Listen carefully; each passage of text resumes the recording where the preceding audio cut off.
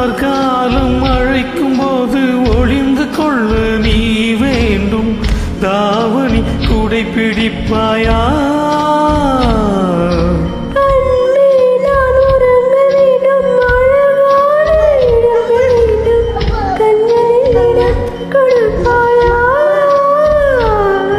நீ என் அருகில் வந்து நெளிய, நான் உன் மனதில் சென்று ஒளிய, நீ உன் மனதில் என் உருவம் கண்டுபிடிப்பாயா?